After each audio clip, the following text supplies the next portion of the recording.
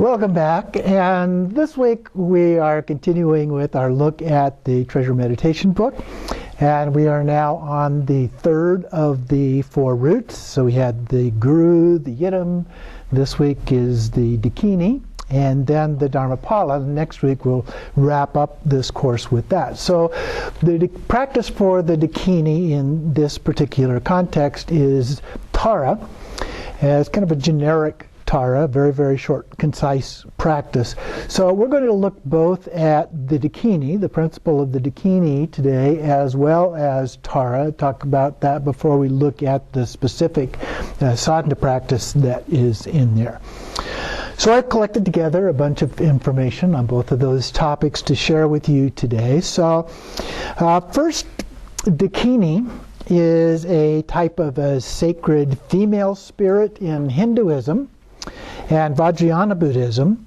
It can also be applied to human women in a certain amount, with a certain amount of spiritual development, although it can also apply to just all women in some cases. We'll look at that a little more here.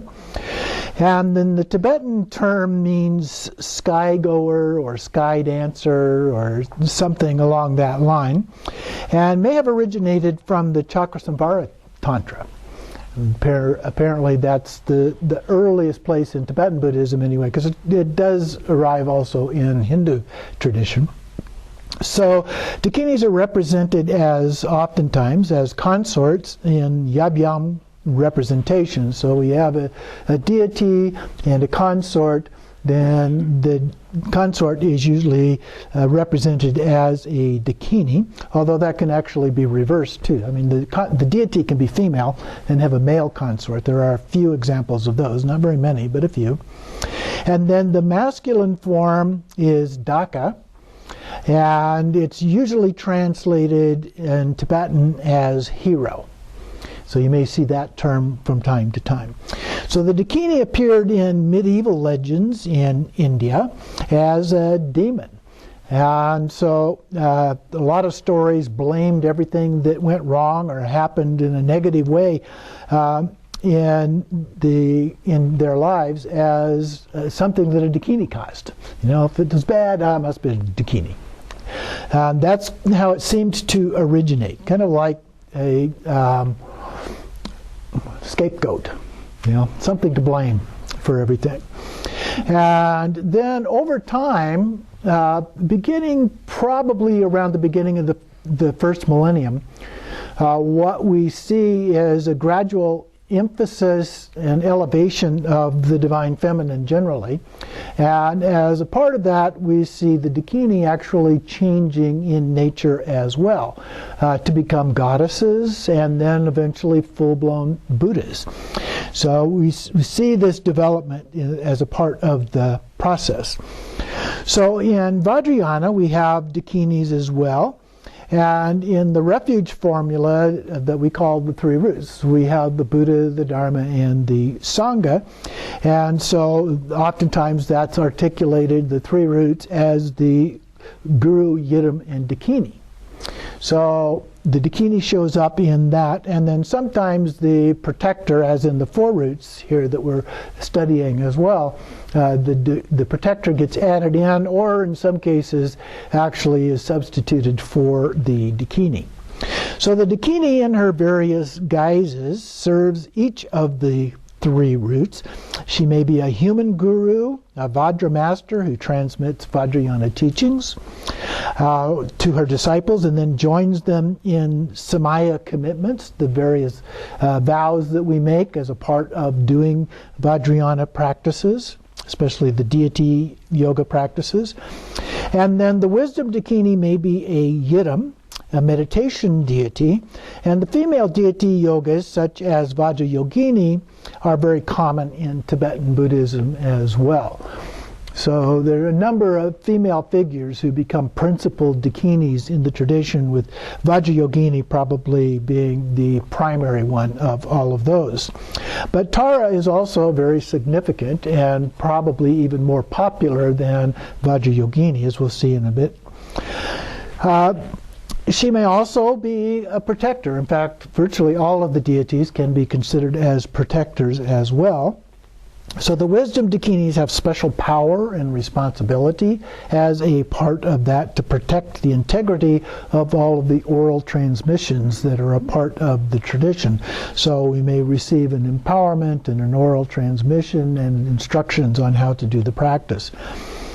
In Tibetan Buddhism, dakinis occur most notably in Vajrayana Buddhism, especially Tibetan Buddhism. So there is a slight difference between Vajrayana and Tibetan Buddhism because there are Vajrayana that are not part of the Tibetan tradition, but they're pretty close in the overlaps with them. And names may be a little bit different and so forth, but they're very, very similar to each other. The Khandro Ma, Khandro means dakini, and ma means female, so a female dakini in that case, generally is volatile or wrathful in temperament, acts somewhat as a spiritual muse for spiritual practice. And so sometimes the way that they are articulated is challenging a practitioner in terms of the practices that they're engaged in, which we'll look a little more at here.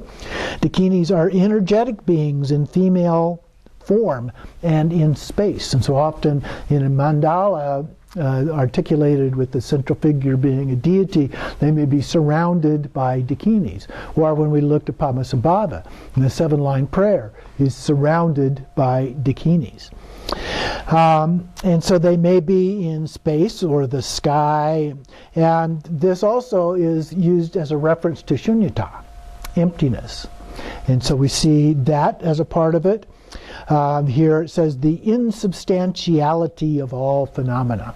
So that's another way of interpreting the term shunyata or emptiness, which is at the same time the pure potentiality for all possible manifestations. So when we talk about Buddha nature or we talk about Rigpa, pure awareness, we oftentimes talk about it in terms of that potentiality. So pure awareness has the potential for us to become aware of things. So that's the difference. The manifestations are the things that come out of that. But pure awareness is what enables that to happen. So it's that potentiality. There are also different classes of dakinis. There are several different ways that has been articulated. One of them, Judith Simmer Brown, from her teachings from Tibetan Lamas, identifies 4 main classes: the secret, inner, outer, and outer classes of dakinis. Other places they may be outer, inner, secret, and most secret. They're the same 4, it's just a little bit different organization of them.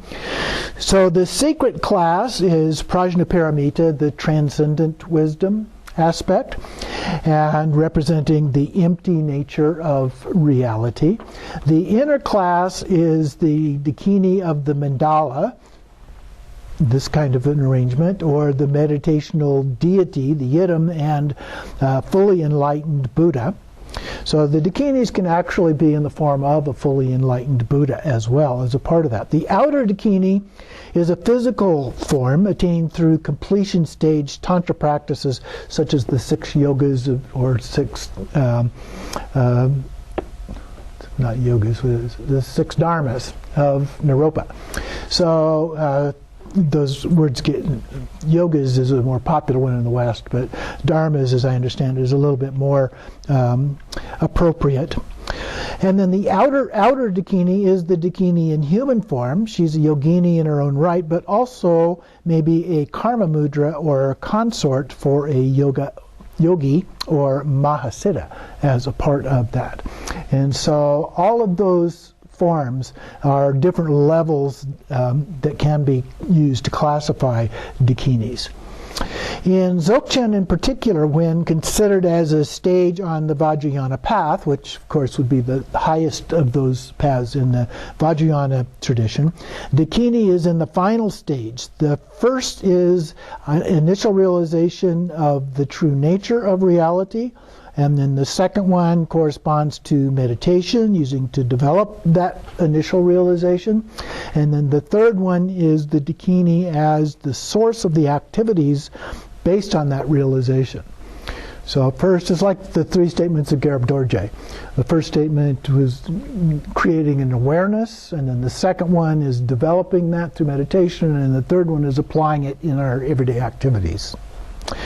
Also, the direct vision of the true nature of reality and the continuity of this vision in the meditation, and then the continuity of this vision in everyday activities. So we would refer to that as the Dzogchen view. And so we understand that view at the first level. We have a kind of a basic idea of what it is experientially, because it's not so much about a cognitive understanding as it is more of a gnosis or experiential understanding. And then through the meditation, then we develop that, and then through the application of that, then we continue that view. And that's how, when we talk about these practices from the Dzogchen view, that we're talking about it. We maintain that view as we do the practice. That's one of the 2 ways we've been talking about doing that. As a tantric practice, imperfections are utilized to make the vision uninterrupted. And then as the base, the Dakinis are the energies of life. As the path, they are the activities of advanced practitioners. And as the fruit, they are the actionless activities of realized masters. So then that's another 4-stage process seen as the development of that. And then in a way, taking a little bit of a back step here in terms of Anuttara Yoga Tantra, the Dakinis are linked with the path of transformation, and that's a word that's often used. In fact, Vajrayana is often described as a path of transformation. So the path of individual liberation, for example, would be the path of renunciation, because you tend to renounce all of those things that create the sources of our sorrow, let's say, the suffering that we experience in life. And then the second one, the Bodhisattva path, more of an altruistic kind of approach to that. And so it's sometimes referred to as a forgetting the term now, not altruism, but that'll have to do for now. And then we get to Vajrayana, it's the path of transformation as a part of that.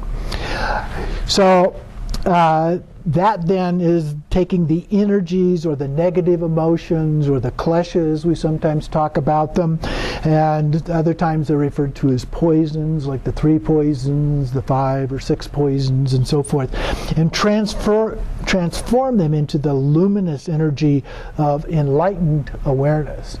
So instead of rejecting those things or trying to find something that we can use to substitute for them and so forth, we actually transform them into part of the practice. So literally anything in everyday experience can become part of the practice that we do.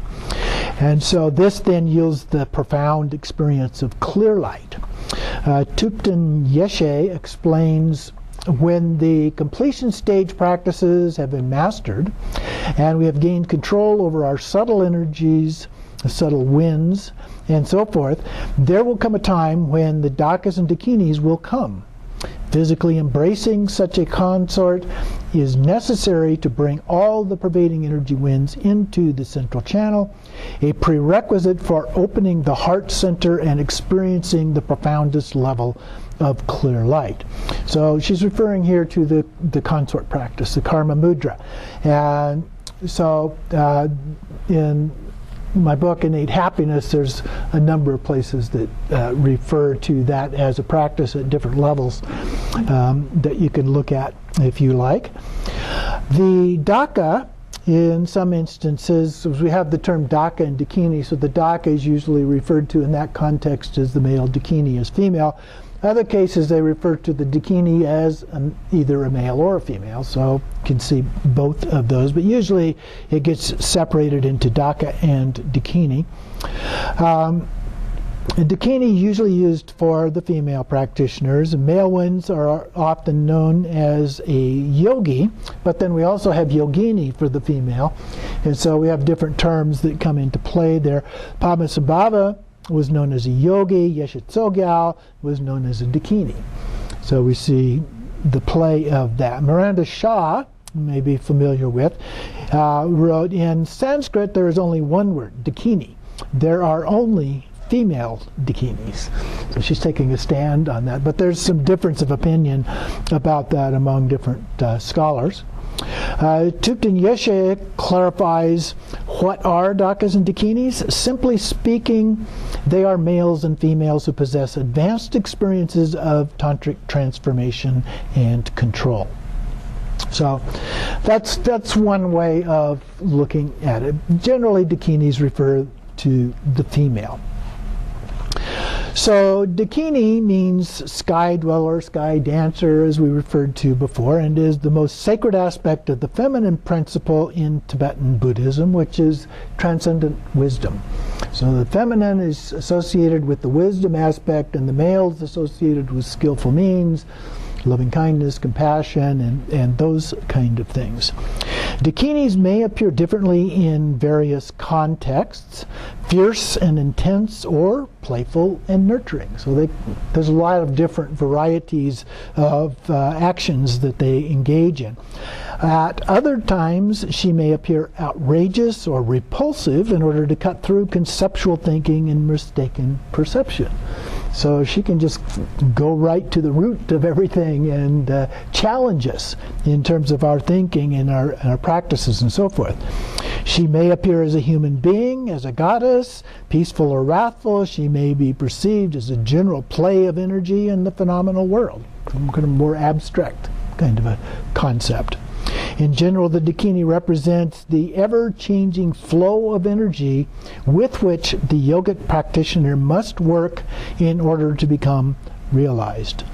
So that flow of energy that we experience in doing the practices is a form of the Dakini as well. It doesn't have to be a human form necessarily. Without the blessing of the Dakini, fruition of Vajrayana Buddhism is said to be impossible. J. Tsongkhapa said that if, in order to achieve enlightenment in this lifetime, you have to use a consort as a part of the practice. But he himself refused to do that. He was going to wait until he died in order to make that completion step, because it would violate his vows of celibacy as a monk. So there are different approaches that are used as a part of that. In the Nyingma tradition, it's more often used as a karma mudra. Often the Dakini appears when a spiritual practitioner is making a transition from the intellectual to experiential approach.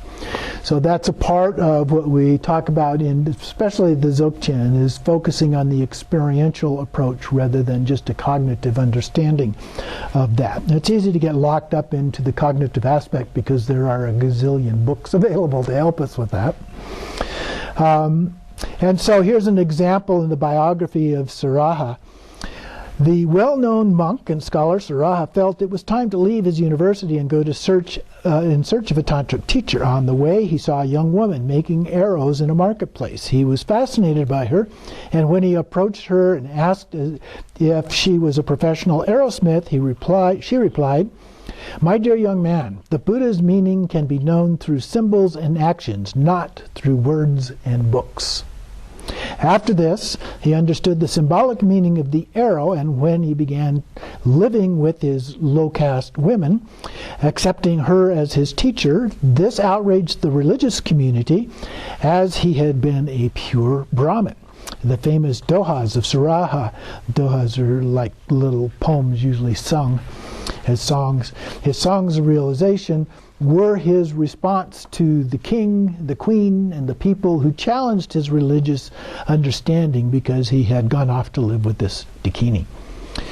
And then finally, on an absolute level, the real wisdom Dakini is the empty quality of luminous awareness itself. In this way, the Great Mother, Dharmakaya, is the basis for all Dakinis. Sometimes we separate the Dharmakaya into two aspects. So we have Samattabhadra as the male and Samattabhadri as the female. So both of those together in union. Judith Summer Brown also, this section is a little bit long, but I think it's helpful in terms of a view of Tantra related to this. In an investigation of language in Buddhism, no area is more perplexing than that of Vajrayana tradition of Tibet. The philosophic texts often seem obscure and convoluted, and the ritual tantric texts employ enigmatic terms and phrases that are sometimes shocking to conventional sensibilities. And for that reason, a lot of times it's kept secret so that people don't get confused and misunderstand. Western interpreters, often scholars who have no tantric training, offer explanations that may appear prurient, dismissive, and even contemptuous. The Havajra Tantra, a text particularly popular in the Sakya school of Tibetan Buddhism, begins with the traditional formula, "Thus I have heard," signifying the authentic teachings of a Buddha from the sutras. But this is followed by a startling assertion. At one time, the Blessed One dwelt in bliss, literally in the womb, of the Vajra lady, who is the body, speech, and mind of all the Buddhas. In the Vajrayana accounts of Buddha's enlightenment sometimes include his sexuality uniting with the young maid Sujata, who brought him milk rice to eat as he was engaged in meditation under the Bodhi tree. So you remember the experience of that, and then as a result of that, he was able to achieve enlightenment, having been getting some nourishment to help bring himself out of his extreme ascetic practice. And the tantric interpretation of the epithet Bhagavat is one who unites with the womb. How are we to understand such presentations? The Tantras are the sacred ritual texts of Vajrayana, and together with the sutras, or didactic teaching texts, they serve as a matrix of Tibetan Buddhism. Both Sutra and Tantra have the meaning of thread or continuity and refer to the threads of a weaving. The Sutra provided the woof or crosswise threads, while the Tantra is the warp, or more subtle and pervasive lengthwise threads. Sutra represents the apparent and exoteric teachings that can be expressed in words, while Tantra is the inexpressible, symbolic, and pervasive undercurrent of the Dharma. Tantra, then, is the irresistible intrinsic awareness that pervades both clarity and confusion. We are generally more familiar with the Sutra teachings, originally drawn from the public discourses of the Buddha and the great commentators of India. In Tibet, they were employed as both the philosophic view taken to refine one's mind, as well as the approximate articulation of the true nature of reality. In contrast, Tantra refers to the ritual practice or meditative experience that accomplishes that view, quickly and powerfully awakening our intrinsic awareness to its full potential, both empty and luminous, our Buddha nature. Tantras are said to express that the actual awakening of the Buddha, while sutras are how this is explained logically. The recorded texts of the Tantras are written in what is called twilight language, an opaque language that expresses meaning that cannot be accurately expressed in words, sometimes referred to as Dakini language or Dakini script. It is a language indecipherable by conceptual mind that points with help of a teacher to that innate inner terrain. So when some of these texts are located, and I've seen some that are of these texts in Dakini script, and oftentimes they're just scraps of paper, but they need to then be interpreted, and sometimes it takes a while, even years, before the finder of the terma recognizes what is supposed to be said in this, and oftentimes with the help of a Dakini who comes and helps explain that to the individual. The core insight of Tantra, the non-duality of intrinsic awareness, suggests that there is nothing to be rejected in human life. So this is a unique characteristic of Tantra, that we don't reject things at all. Now, normally the way we receive the teachings, we receive a what I might call a somewhat watered down version compared to the way that this is often described, including this description itself. The very obstacles and poisons that we would rather eliminate provide the gateway for the greatest spiritual growth. Twilight language ensures that we do not sabotage our realization with our intellect. So we get too cognitive on these things and it gets in our way, becomes an obscuration. So we go directly to this intrinsic awareness. The insights and methods of Tantra are direct and powerful. They are secret, not because they are shameful, obscure, or cultish, but because they must be experienced to be known. A casual relationship with Tantra, one that misuses powerful methods of tantric meditation for self-centered purposes, could cause disastrous consequences. A traditional analogy used to illustrate this is to liken it to mistakenly grabbing a poisonous snake by the tail instead of the head, behind the head. The Vajratantra describes twilight language as a secret language, that great convention of the yoginis, which the Shravakas and others cannot unriddle. The Shravakas are considered Buddhist lower vehicles, are part of the Hinayana tradition in the 9-vehicle organization, who have, and they have a conceptual approach to Dharma. Why is this called convention of the yoginis? It relates to the esoteric traditions. We have exoteric associated with the sutras and esoteric with the tantras. So the esoteric tradition of the feminine principle in Tantra, in which the genuine intuitive wisdom of tantric teachings is considered feminine and is guarded by esoteric tantric goddesses called Dakinis, sometimes also referred to as yoginis that we talked about before. They are beings, visionary and actual, who embody intrinsic awareness, promote it when auspicious circumstances prevail, and protect it when obstacles are present. Tantric language is also called Dakini code, because of this protection.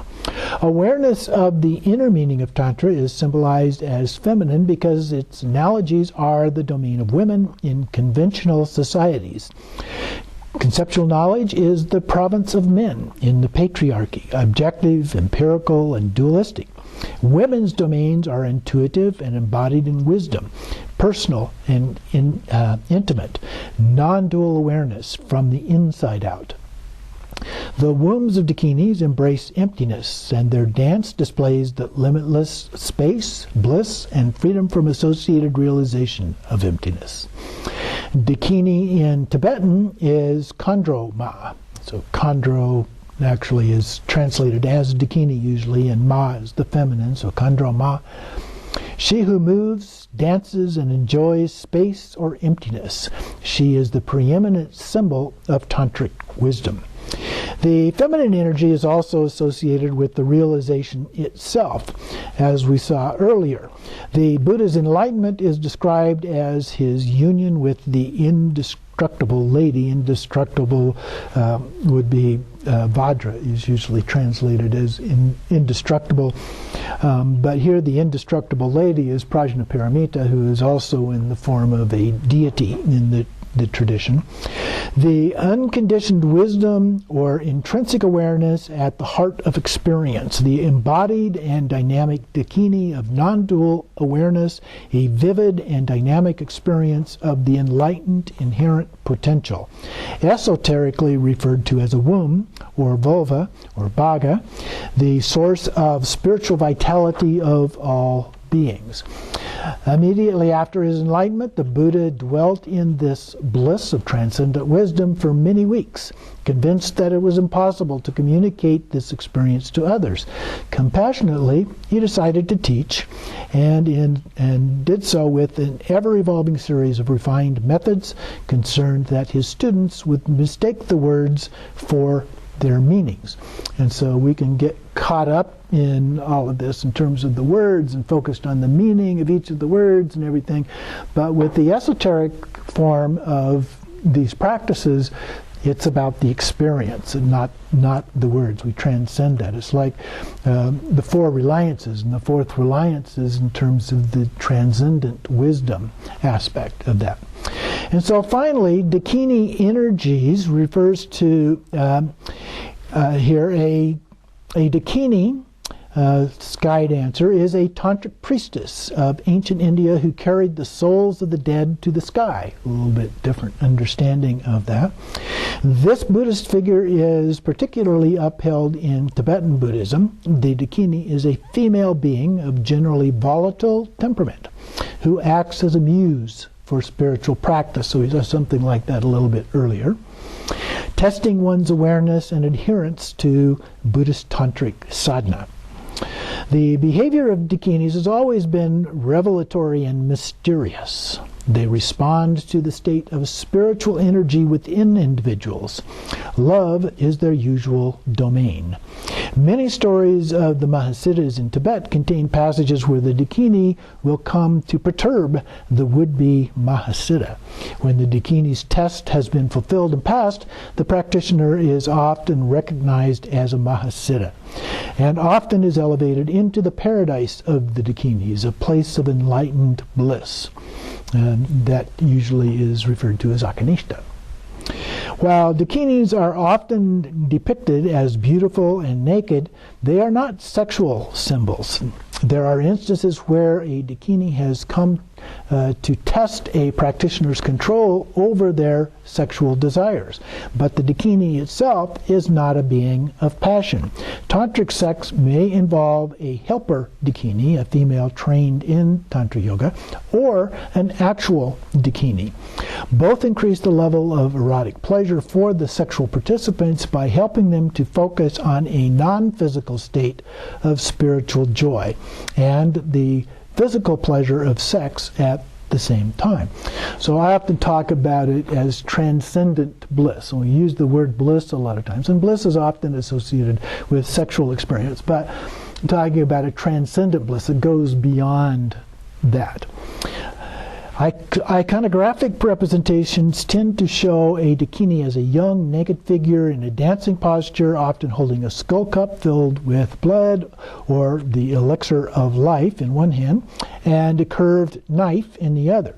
She may wear a garland of human skulls, and with a Vajra staff leaning against her shoulder. Her hair is usually wild and hanging down her back, and her face is often wrathful in expression. She dances on top of a corpse, which represents ego and ignorance. Practitioners often claim to hear the clacking of her bone ornaments as the Dakinis indulge in their vigorous movement, as they appear to revel in the freedom of every kind. And then the Dakinis represent those essence principles within the self which are capable of transformation. And Dakinis are sky dancers devoted to the truth, Dharma, women consorts, and partners. Dakini serves as an investigator, inspirer, messenger, even trickster, pushing the tantrika, the aspirant, across the barriers to enlightenment. The Dakini's wrathful aspect is depicted by the mala of skulls. Dakinis represent the sky, a womb symbol denoting emptiness, creativity, potentiality. They are objects of desire and also carriers of the cosmic energies that fertilize our human sphere. Dakinis bring us pleasure and spirituality. They provoke the enervating lust that brings life into being. They are poetic and cosmic souls put here to tempt us to spirituality. Representing upsurging inspiration and non-conceptual understanding, Dakinis invite you to cut free of all limitations. They are unconventional, unexpected, spontaneous, dancing in great bliss as at one with the divine truth. Wow. So we'll stop right there for a little discussion.